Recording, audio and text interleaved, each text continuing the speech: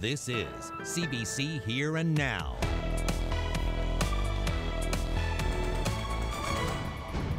Walkers, bath aids, bath transfer benches, wheelchairs, transport chairs, crutches. You need it, they'll lend it. The Red Cross is making it easier for injured people to get moving. Meet the Merbuys, a group of bearded men behind a saucy new calendar. You know what? They're not really made for dry land so much, but once you get into it, it's pretty cozy. Happy birthday, Riggs and me! Woo! Happy birthday, Joelle. From Ohio to Kenya, strangers are sending birthday messages to a St. John's man they've never met. Well, the clocks will fall back this weekend, so will the temperatures. The big theme, the chilliest air mass of the season so far, moves in. The details are coming up. Good evening. Let's get to our top story. There has been some major movement in the insurance industry. A Nova Scotia-based insurance company is taking over 2 local companies, including Cal Legros. While the price of the deal has not been disclosed, it involves 66 employees and more than 25,000 customers. Here Now's Fred Hutton has our story. If you have a home or auto insurance policy with Cal Legros or Newfoundland Insurance Agency, you'll now be dealing with McDonald Chisholm Trask Insurance out of Nova Scotia. On Thursday, MCT, as it is more commonly known, finalized a deal to buy the home and auto lines from both local companies. It's a bittersweet, sweet day for all of us. Jeff Legros says the deal involves 20,000 customers who purchased policies from his company. He says those customers won't notice any changes in the immediate future. Well, it'll be the same as yesterday. They're going to deal with the same people. They're going to deal with the same locations, and over time there'll be a transition to the MCT brand. So why sell? Legros says it wasn't an easy decision, but one that makes good business sense. Most of our business is business insurance. Personal lines is a smaller portion of our business, so people don't realize how big we are in business insurance. They also don't realize that we insure 1 out of every five businesses in Newfoundland. That's about 5,000 business policies. You may have also noticed signs like this advertising mortgages through insurance companies. That's where Cal Legros will be focusing in the future. A spokesperson for MCT told us today there will be no layoffs as a result of this deal. Liz Cosgrove says the employees have personal relationships with the customers. They wouldn't want to tamper with that. As for your rates, she says they won't go up either. None of the players involved in this deal would comment on the price tag associated with the sale. For Here and Now, Fred Hutton, CBC News, St. John's. A national report on cardiac care shows more heart surgery patients died at the Health Sciences Centre than at any other hospital in the country. That's prompting the province's health minister to order a review of the surgery program. The report looked at how many patients died in hospital within 30 days of 3 major cardiac procedures: the insertion of a stent to open blood vessels, bypass surgery, and aortic valve replacement. The Health Sciences Centre in St. John's didn't fare well. More than 3% of bypass patients died in hospital within 30 days. That's more than double the Canadian average. And almost 5% of patients who had aortic valve replacements died. That's more than 3 times the national average. There is a caution, though. The report does not factor in existing illnesses that might have influenced the outcome. Want to know, and I want the people of the province to know and have confidence in the cardiac surgery program. So not only do you look at simply the data issue, but you also look at how that reflects what's actually happened in the program. And I think the key there is to have one outside independent team to look at both aspects, and they can tell us, because there is contention in certain areas around what that data may have been and how it was collected and interpreted. Okay, well, a story like that, you want to get out and get some cardio this weekend and help the ticker. Beautiful it's going to be a little segue. Beautiful segue. And we have had gorgeous weather to get out and about, but of course we want to know what's ahead for the weekend. Yeah, well, the big theme is the big temperature drop, really after such a great week and really a great stretch, almost 2 weeks that we've been seeing this really nice weather. But a glimpse at the weather map today and our highs kind of gives us a sample where not everything being equal here. We've got temperatures close to the freezing mark for highs in Labrador today. And yeah, we've got temps into the double digits and even teens. How about Daniels Harbour? 17 degrees, the hot spot today.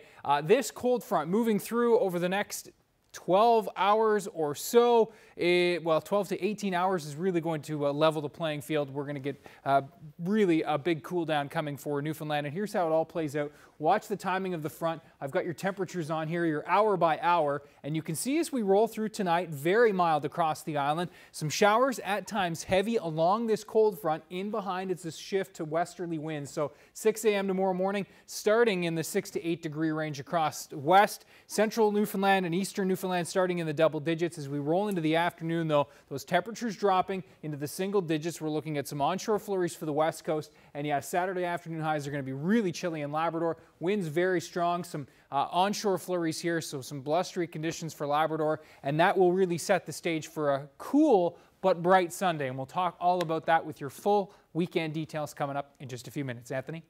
Thanks, Ryan. Tucked away in the back of the Canadian Red Cross building in St. John's are hundreds of pieces of health equipment that can be loaned out to those who need them. The program is funded by donations and staffed by very hard-working volunteers. Here and Now's Jeremy Eaton stopped by the office to learn more about this project.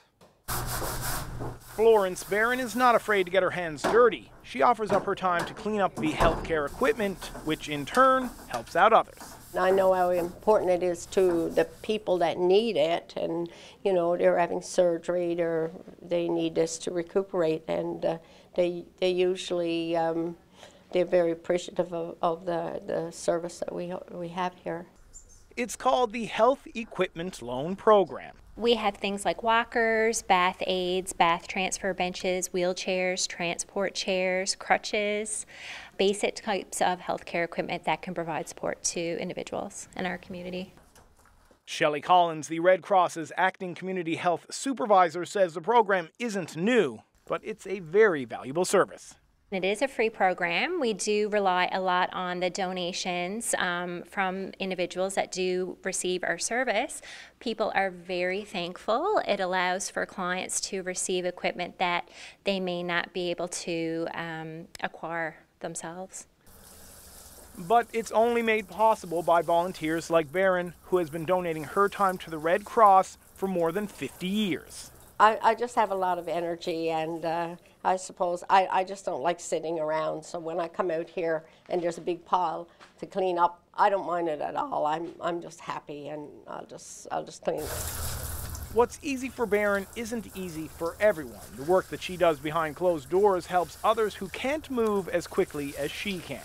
Another reason she says keeps her going when there is lots of work to do. Jeremy Eaton, CBC News, St. John's. What a great glimpse inside just one of the programs that the Red Cross has. Now on the 15th, you know all about this particular event. I'm going to be hosting the organization's Power of Humanity Awards, and this year the recipients are Patrick Hickey and Dr. Andrew Fury. And they're going to be recognized for their volunteer work in the community. Yeah, some great people with that honor, and you're going to have a great time. Yep. So you're the hostess with the mostest at this event? Well, I'll take it, which you have done as well. It is 2 years ago. Great event, it's isn't it? It's a wonderful night. You'll have a fabulous time. Okay. Well, moving on, it's been promised and re-promised, and now the new long-term care centre in Corner Brook is closer to becoming more than just an empty plot of land. The province announced a $120 million contract today for a company to build the new centre. But they'll do more than build, they're also going to own it. Here Now's Peter Cowan explains the controversial new arrangement. Traditionally, what the province has done is it's gone out, hired a contractor, written a big check, and in the end, it owns a brand new building. But right now, the province is strapped for cash, so it's going about this a very different route. What it's done is it's got a consortium of 3 companies that have come together. They're going to design it, build it, and they're going to operate this building for the next 30 years. At the end, the province will own it. And the Premier insists this route is going to save it a lot of money. It's a 10%, a $12 million savings on this investment for Newfoundlanders and Labradorians. It is a very different way of doing business. It's a very different way of delivering health care. It will be delivered, however, the frontline services, let's not forget, is delivered by public sector workers. So no change in all of that. What we're seeing here is a facility that is de-risked. There's no risk here for the taxpayers of Newfoundland and Labrador. Even though the Premier insists it will be public workers who are actually operating the long-term care facility, the unions aren't convinced that that's actually going to work well. And in fact, they say in other jurisdictions, these sorts of public-private partnerships have ended up costing more money. These companies have a fiduciary responsibility to their shareholders to show that they've made a profit. They have to do that. So how are they going to make that profit? In the public sector, that profit motive is missing. So it's either less workers doing the same amount of work or less wages. People on the West Coast are skeptical. They've heard these sorts of announcements before, but the Premier insists there will be activity on the site starting right away. Shovels will go into the ground in the spring, and the first residents, well, they're expected to move in 2020. Peter Cowan, CBC News, St. John's. While the resettlement of Williams Harbour may seem like an ending, for many it's the beginning of a new way of life. One couple is getting ready to spend at least part of their winter in the community, and then when summer kicks in, others plan to head back, bringing generators and trying to make a go of it. Here and Now's Jacob Barker has more on the future of Williams Harbour. Hauling up the scallops in waters near Williams Harbour, one of the last runs before winter kicks in. These waters are home for Clifford Russell. He grew up here. Can't just leave yet. That's what I'm used to. It's the ground I fished all my life, so I don't really be all new for to start somewhere else. Russell has a house in Happy Valley Goose Bay, but he's here most of the year to fish. When it came time to decide about relocation, Russell voted to leave for his parents. They're getting up in age, for their health and everything. It's definitely better to be closer somewhere that they can, you know, if they need a medical emergency, they can jump in a vehicle or at least there's a nurse or something close by. This lifestyle is old hat for Russell, but it's a first for his girlfriend Mallory. She came down here for the first time earlier this summer. We've been non-stop since we come down. I love it out here. Yeah. It's beautiful out here. Yeah. It's kind of sad it's being resettled, honestly. Yeah. I'm glad I got the summer out of it though. Yeah. I'm glad I got to see it before it all shut down. She may be back. Russell plans to give it a try next year. If it's not too hard, I'll try as long as I can. If not, I'll try in another community nearby, I guess, if it doesn't work out. No power is not going to be easy. No refrigeration or anything to hold my bait. He knows it won't be the same. I guess I haven't really sunk in yet to know. It's going to be sad when I got to come in this harbour next spring to see no lights on and no one to the wharf waiting for you when you get there. But there may be some lights. Many are planning to come back with generators next summer. Since they're no longer title holders to their property, they'll need permits. There is still a passion for this community and people want to see it live on. There's a document in this church that says it's the oldest in southern Labrador and people here want to see it preserved. They're planning to re-shingle it before pushing off. Michael Penny is getting ready for colder months. You can't buy memories. I got 28 years memories here. He and his wife Pamela decided not to take part in the relocation. They didn't vote, and they're not taking the payout to keep title to their property. I said, the house my dad gave me and thought about it. I said, no, I said, I mean, what if they lose the house? And in the contract, they said that if you found any minerals or whatever, they could build the houses or they could take the houses. My dad was 21 years old when he helped grandfather build a house, and I said, well, I'm not giving her up. I'm just not. While a community prepares to leave, they're digging in. We're pretty much going to be here to witness everybody leaving. Planning renovations. We're ordering our plywood and any other supplies we need to come on the ferry before it stops. They do plan to go to their home in Port Hope Simpson as usual later on in the season, but they still will be here after the power gets shut off and in future years. We're ready. We've lugged water before. We're going to get our pump system hooked up now this spring. We have our generator to run our home, and well, we have our stove for cooking in the winter time. The couple knows life will be different, but they don't see this as an end. Beginning of a new way. No power,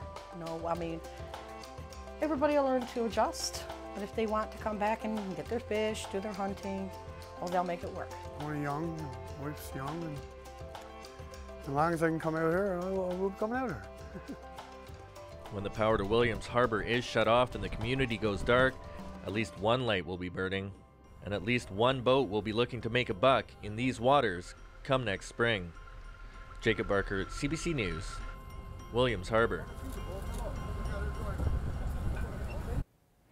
Well, a birthday prank that started in St. John's has gone viral, and we're not just talking about Newfoundland and across Canada. Here now's Mark Quinn caught up with the devious trickster who hatched the prank. If you're anything like me, here's something that never happens on your birthday. And drinks and me! Woo! Thanks to this, 56-year-old Joelle of St. John's is getting a lot of this today. And text me back, yes. Text me anytime, sweetie. Happy birthday. Have fun. It's insane. Prankster extraordinaire Krista Murrens is the mastermind behind this idea. She works with Joelle, and thanks to posters like this around the city, he's getting hundreds of texts and calls from as far away as Ohio and Kenya. This has actually been an ongoing prank war between me and him. When I first started work, he took my car and hit it on me, didn't tell me. So I got back at him by saran wrapping his car and doing other stuff. And then next time he actually filled my car up with balloons. So this is his actually 56th birthday. So I decided to do this and continue the war.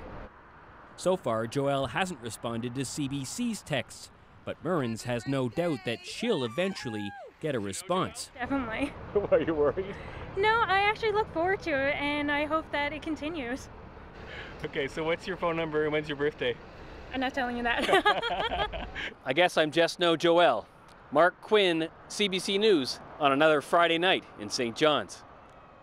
Well, it sounds like she better be careful and sleep with one eye open because her colleague Joelle, this is the kind of thing you want revenge for, right? And I can feel it's coming, but you better not get any ideas about working with some of us. She sees right through me. There have been a lot of unhappy faces here at the Elaine Dobbins Center for Autism after somebody stole some fruit trees from the orchard here. That all changed today because of the generosity of a local company.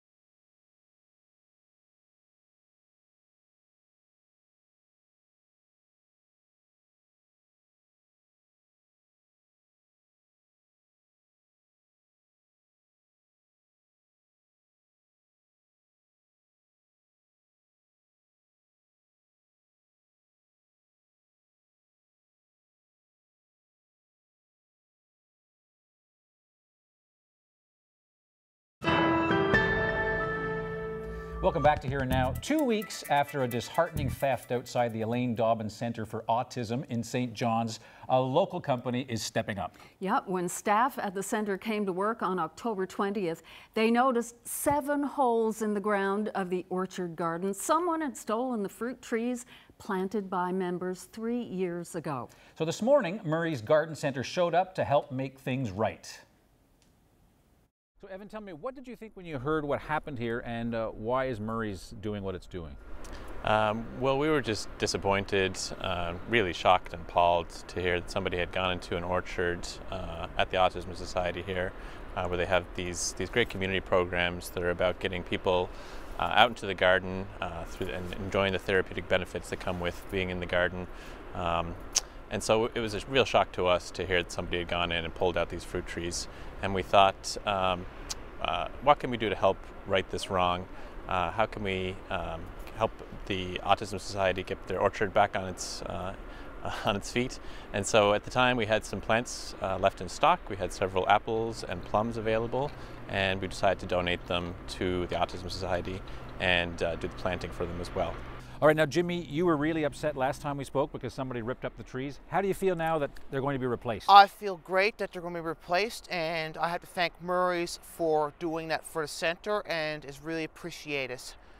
Because you were one of the guys that actually worked on this orchard, right? Yes, myself and a group of guys a couple of years ago planted these trees, all these trees, and there's even trees on the trailway that gotten stolen, and I'm really happy to have them replaced. So you were pretty unhappy, right, when you came here and found all the trees were missing?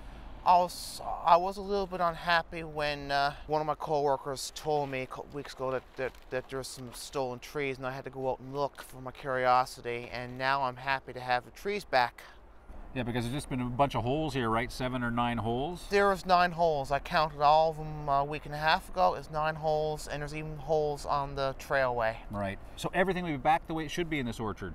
Yes, everything should be back to regular, and I think by Monday there should be brand new trees planted here. So, all right.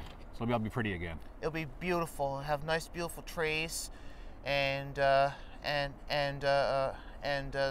the stuff that gets picked, which may eventually get picked, and it goes to our restaurant here on site. Fruit. Fruit. Yeah. So finally, after about 10 days, a happy ending. A very happy ending, and I'm looking forward to seeing new trees here before the winter comes, because I bet we're going to be in for a bad winter this year. Okay, well, hopefully not too bad. Jimmy, thank you so much. No sweat.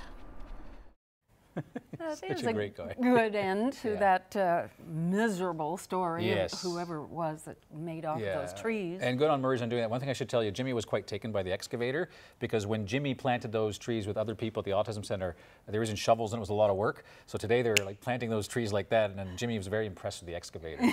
That's great.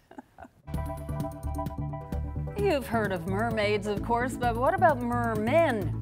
Meet the bearded buys behind one saucy new calendar.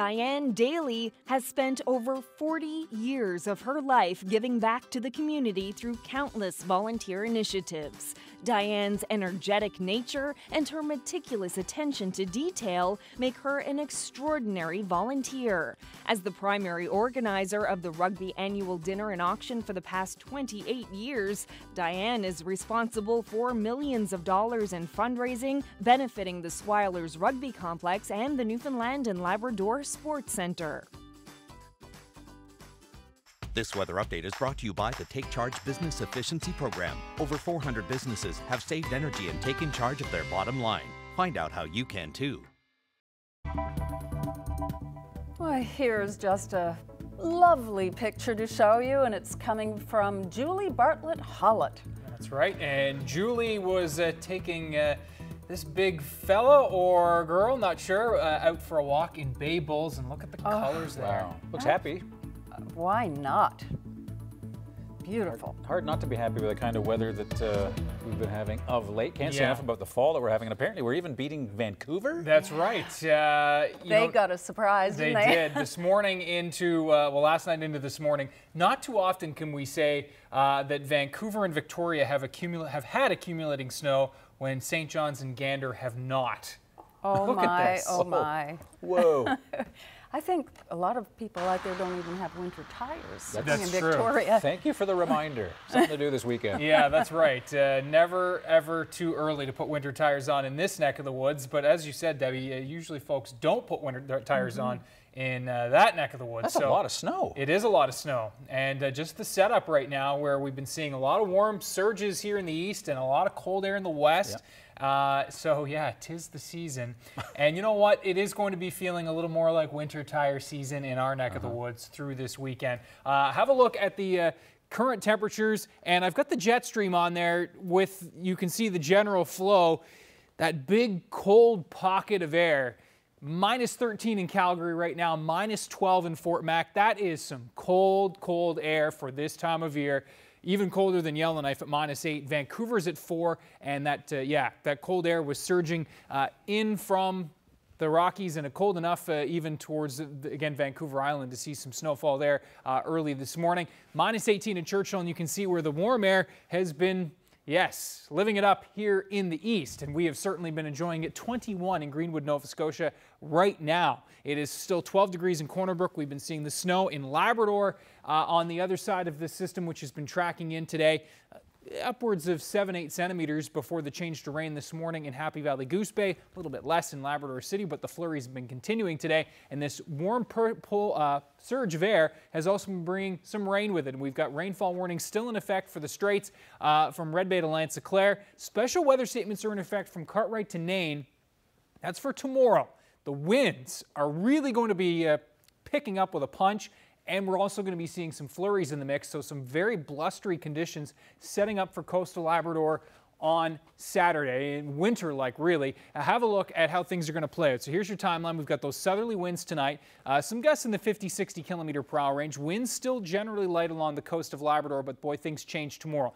7 a.m. Saturday, winds gusting 60, 70 kilometers per hour in from the south, and then it's the shift to westerly winds as we move throughout the morning hours along the west coast. So note your temperatures to start the day. 6 in the west, 12 in the east, winds again in from the south, but shifting to west for the west coast, and those flurries ongoing for you folks in Labrador. As we move throughout the day, the shift to westerly winds and very strong westerlies as well. The leaves are going to be blowing everywhere tomorrow, right out of Anthony Germain's backyard and into his neighbor's backyard, as he always plans it. We are looking at those gusts upwards of 80 for the northern peninsula, even 90 kilometer per hour gusts along the coast of Labrador tomorrow with those flurries, hence the special weather statement in effect there. Chances of some of those onshore flurries right throughout the afternoon along the west coast, and so these are your afternoon temperatures. 3-4 p.m. if you're heading out, this is what you can expect. 2 in the west, 6 in the east. And again, even those gusts in Metro could top 80 kilometers per hour, especially up towards Stefanger Drive if you're doing that trip tomorrow. Watch for flying shopping carts. Now, as we roll into Saturday night and Sunday morning, those winds continuing to gust along the coast of Labrador. tapering off a little bit as we roll through the day on Sunday, especially into the afternoon where we're talking about more gusts in the 50-kilometer-per-hour range. But that air mass, it's not kidding around. 2-3 degrees for highs on Sunday. A mix of sun and cloud, yes, but it's going to be cool and breezy. But certainly the better day to try and head out and rake some of those leaves. Now, as we roll into the Monday time period, again, they'll shift to a bit more of a southerly wind, and that'll have temperatures on the rebound. Bit of snow changing over to rain for you folks in Labrador, and so temperatures rebounding even into the double digits for Happy Valley Goose Bay. So yes, the temperature swings continue, and there's more of that in the 7-day. We'll talk about that in just a few minutes. Debbie? Thanks, Ryan. Well, manliness has a new look in St. John's. It begins with a beard or a mustache, and it ends with a mermaid tail. It is all thanks to the furry fellows of the NL Beard and Mustache Club, who are about to release a calendar they're calling the Merbuys. And this calendar is a real page turner. Our own bearded correspondent, Zach Gowdy, has more. My name is Hassan Hai. I'm the founder and president of the Newfoundland and Labrador Beard and Mustache Club, and we're doing this fun project. A bunch of fellows dressing as mermen or merbuys. Hassan, how have you combined these two passions for beards and mer people? So it started off, I founded the club in January, and it's a bunch of guys, a bunch of people who've come together to do good things in the community. And it just so happened a couple months ago, I went to the grand opening of this Spirit Horse in Portugal Cove, their new horse arena. And I thought, you know, this is a great cause I can get behind. And at almost the same time, a friend had dared me on Facebook. They posted a picture of a guy, big bearded guy dressed as a merman. I'm like, I could do something like this here. And it kind of went, in the span of like 3 days, it went to an open call like, hey, who wants to do a thing with me? Can you jump and like click your flippers together or something like that? And here we are 2 months later, and we've got a calendar about to print. So what was the pitch to these prospective mermen? You know, it's shocking. There wasn't much of a pitch. It literally was, who wants to dress in a tail, take the shirt off and be in a calendar and raise money, raise a boatload of money for a good cause. And people were like knocking my door down. Like it was literally people I had met. There was like, I think 70 applicants there. So that, you know, a lot of gender stereotypes of, you know, big, burly, manly men. And, you know, we can take a different take on what, you know, manliness and what masculinity looks like. And it can be, you know, people blowing kisses at one another, guys holding hands, you know, being very whimsical and silly. And, you know, it's a lot of fun. Did any of the fellas who initially volunteered when they got into the shoots, were they pushing up against the edge of their comfort zones? Totally. So Kyle, another buddy on in the Beard and Mustache Club, so we were doing one shoot and we were actually really close to each other, like face to face. And he's like, you know, I don't know how comfortable I am being this close to another fellow. I said, well, close your eyes. And then he did. And we got through it. They were literally an inch apart from each other. So speaking of outside our comfort zones, do you think we could, you know, see the tail? Sure. Let me dip into something more comfortable now.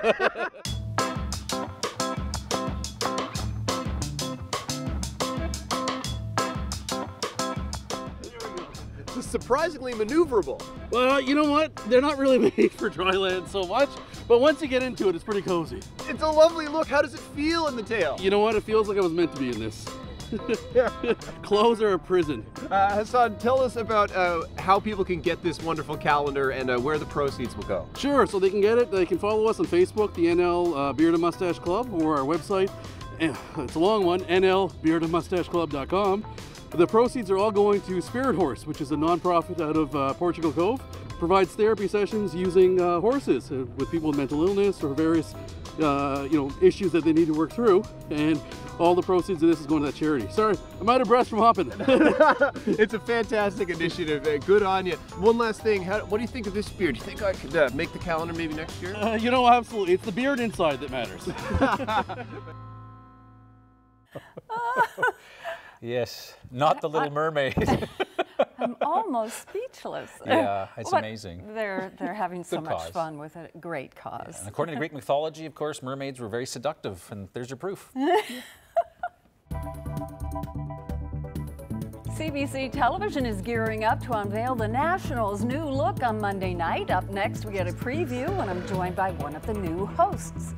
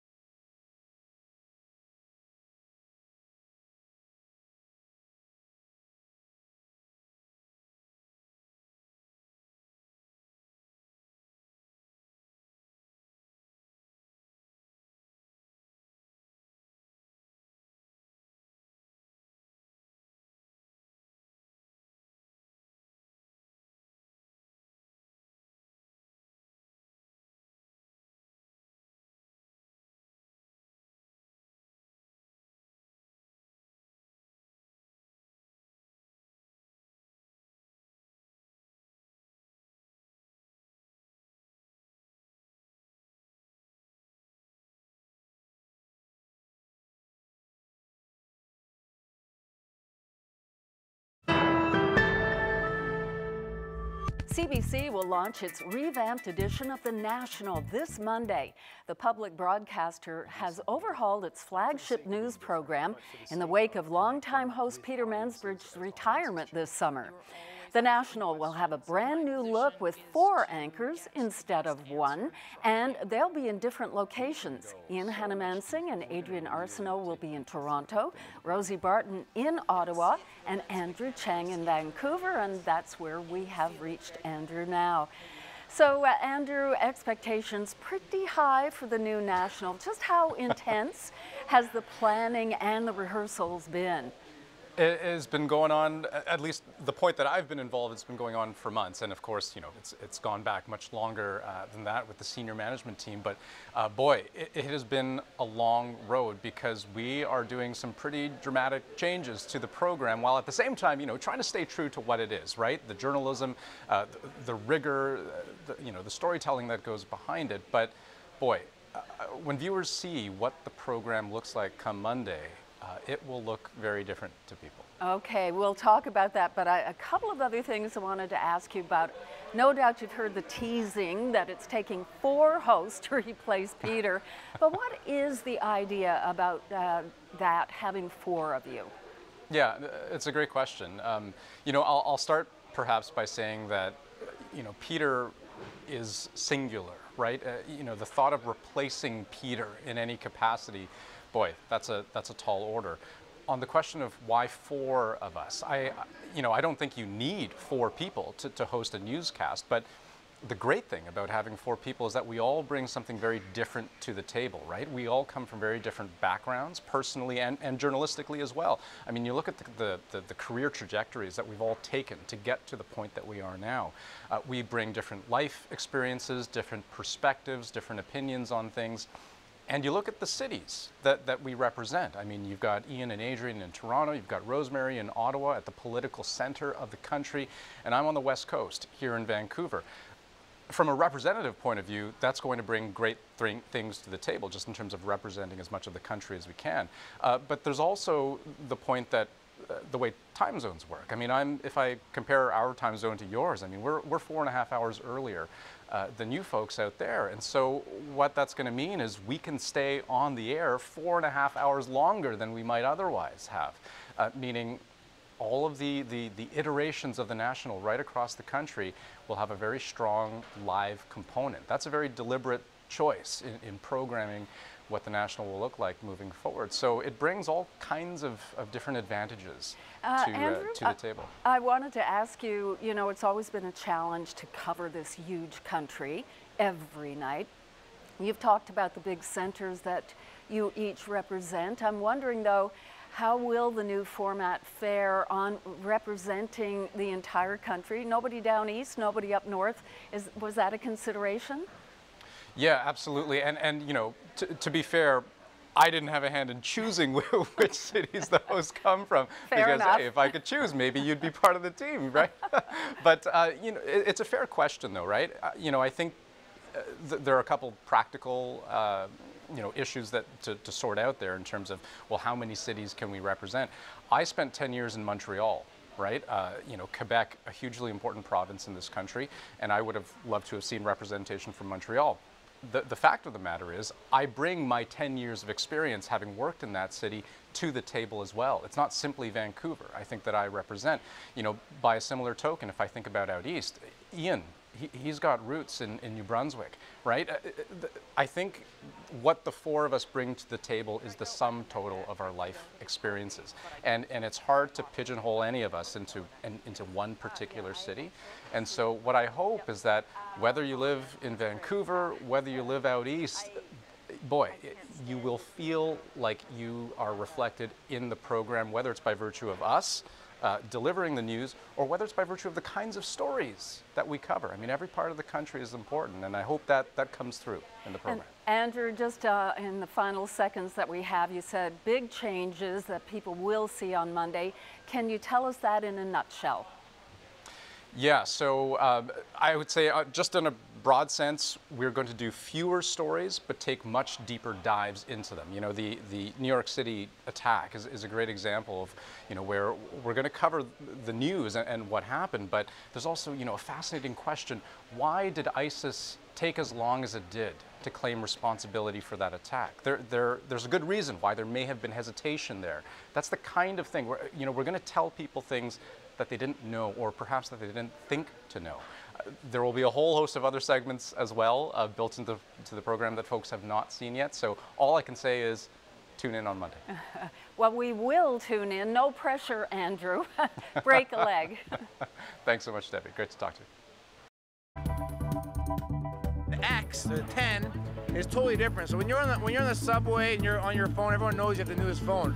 Everyone's here because they all want to show it off. That's the only reason why you're getting the newest phone. Apple fans lined up extra early today to secure the latest iPhone offering, the iPhone 10. The phone's high price tag is only $1,000. Doesn't seem to be scaring away customers, and neither are the production delays. Apple shares are riding high as the phone starts getting into customers' hands. Part of why the company as a whole is worth nearly $900 billion. Whew.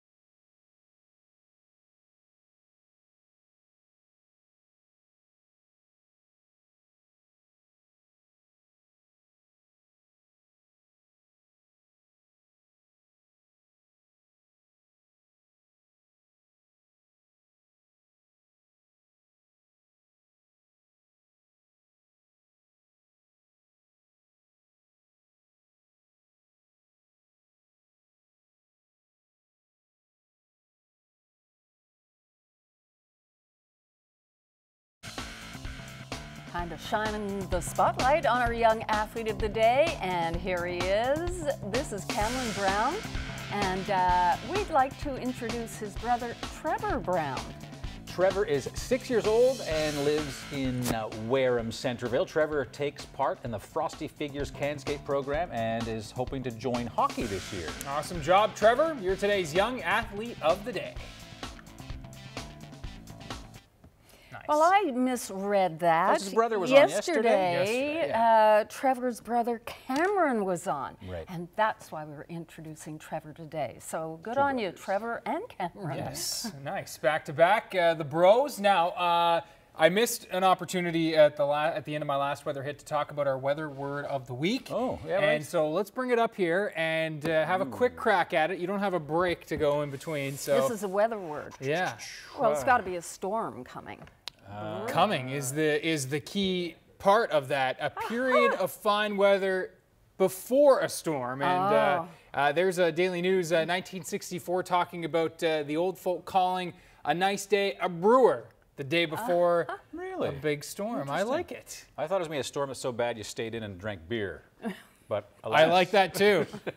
I like that too. But either way, a great word for weather. I feel like it just goes hand in hand. A brewer. And that, of course, you can check that out in the Newfoundland Dictionary, which is online. Okay, so again, as I've been talking about the big weather setup this weekend, we've got the warm air now, but the cold air, it's knocking at the door. Labrador City at -1. The cold front has already swung through the Gaspé. And it's moving through New Brunswick as we speak. And of course, Labrador with the snow today and the rain for Newfoundland for now will then track through tonight and into Saturday morning. Some of those showers at times heavy coming through, but the chilly air mass will be, yes, moving into western Newfoundland through tomorrow morning. Looking at snow mixed with some strong winds along the coast of Labrador. Higher elevation, definitely the northern peninsula down to Corner Brook with some flurries into the mix through Saturday afternoon.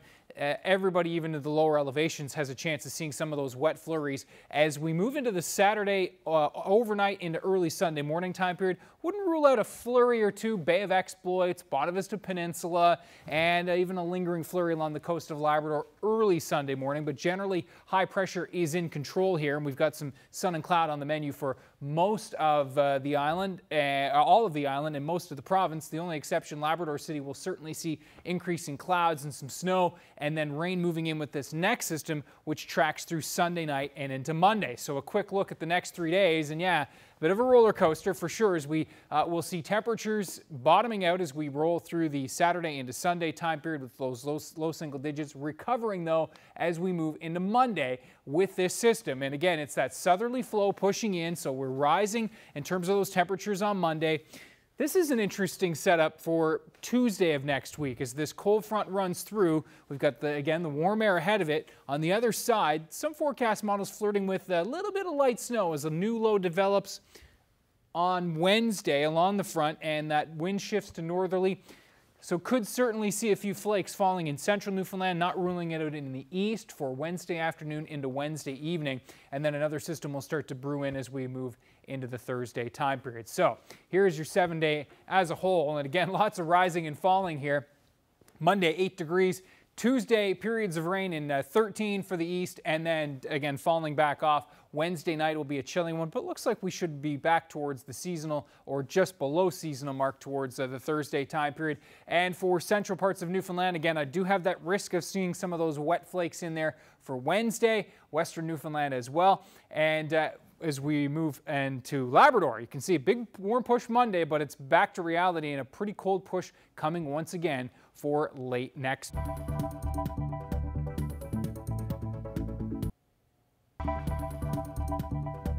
And there it is, our viewer picture of the day, and a beautiful one from the big land.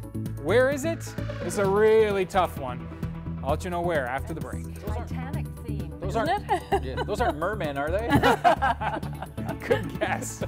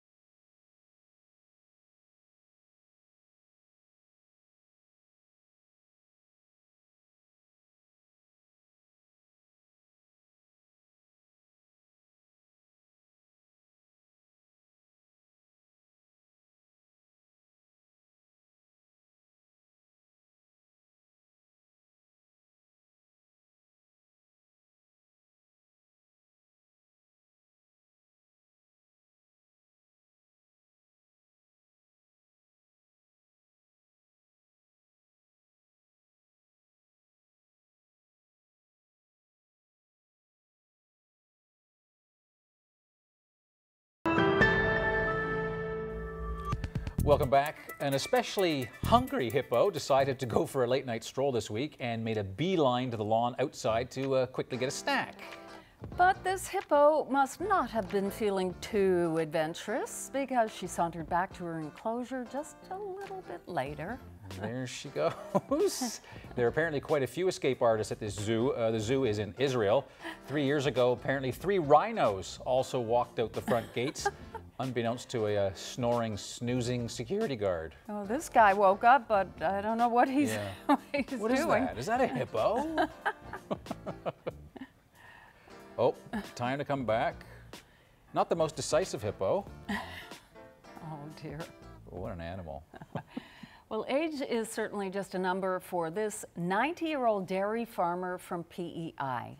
How long have you been milking cows? 76 years. That's right. Heath McLennan has been working at the family farm since the 1930s, and he gets up every morning before 6 a.m. and crosses the road to the farm there to help his son milk the cows. Oh, that's definitely changed over the decades. No Heath kidding. says he loves the job, even though a lot, as I said, has changed.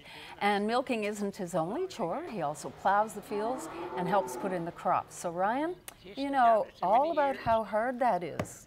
And so does Anthony. Yeah, I didn't work as hard as you, though. You had cows, right? Yeah, I had cows, yeah. We had chickens. Yeah. Chickens and birds. I think I'd take the cows. Yes, you're right. You're I don't know why, but... A bit more of shoveling for sure with the cows. No doubt. Yeah. I've done a lot of shoveling, though I gotta get back and do that. Legs are a little lacking. Anyway, I digress. No question. All right, here now, tradition on Fridays, birthdays and anniversaries. Let's see who's celebrating. Happy 96th birthday to Reuben Efford from Port Blandford. Happy 92nd birthday to Eleanor Burke. Congratulations to Aubrey and Dorothy Woodman from New Harbour Trinity Bay, who are celebrating their 55th anniversary today.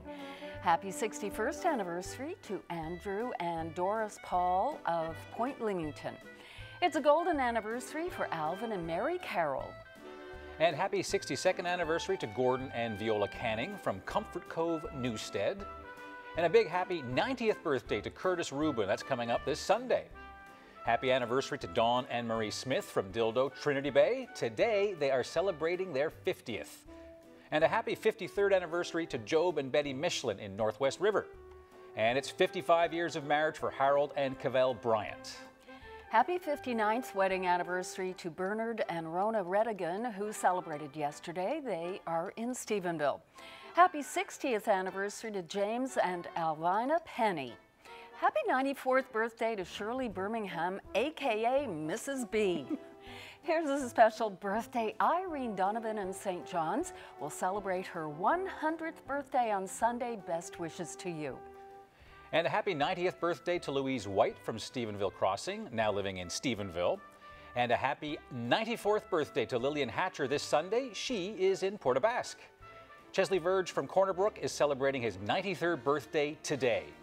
And best wishes to Bob and Lucy Hayter from Gander on their 51st anniversary. Happy 92nd birthday this Sunday to Gordon Cluett in Grand Bank. Happy birthday to Martha Legg of Whiteway, who turned 91 years old yesterday. Congratulations to David and Gloria Bennett of Paradise, who are celebrating their 50th wedding anniversary. Happy 68th wedding anniversary this Sunday to Ken and Etty Yetman of Southern Bay. It's a golden anniversary for Eugene and Rose Saunders of Glenwood. Happy 94th birthday to Doris Downey from Greens Pond, Bonavista Bay.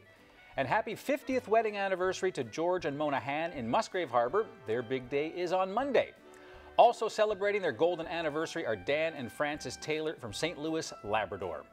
Happy 93rd birthday tomorrow to Hilda Warren in Port aux Basques. Frances Kenny from St. John's will celebrate her 97th birthday this Sunday.